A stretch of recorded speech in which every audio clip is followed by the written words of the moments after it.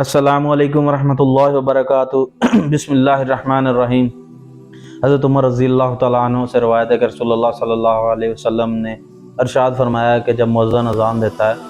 تو جیسے جیسے مؤذن کلمات کو، اذان کے کلمات کو دہراتا ہے تو ویسے ہی جو سننے والا ہے اسے چاہیے کہ وہ ان کلمات کو دہرائے۔ جب وہ حی علی الصلاۃ پر پہنچے تو یہ کہنا چاہیے کہ لا حول ولا قوۃ الا باللہ، اور اگر حی علی الفلاح کہتا ہے مؤذن تو اسے بھی چاہیے، سننے والے کو بھی، وہ بھی کہے کہ لا حول ولا قوۃ الا باللہ۔ اور اینڈ پہ لا الہ الا اللہ جب مؤذن کہتا ہے تو اللہ کے نبی نے فرمایا کہ اگر سننے والا یہ سارے کلمات کو دہراتا ہے تو وہ جنت میں داخل ہوگا۔ پہلی بات تو یہ ہے کہ ہم لوگ جب اذان ہوتی ہے تو ہم لوگ ٹی وی اکثر دیکھ رہے ہوتے ہیں گھروں میں بیٹھ کے، اور موبائل وغیرہ چلا رہے ہوتے ہیں، تو ہماری کوشش یہ ہوتی ہے کہ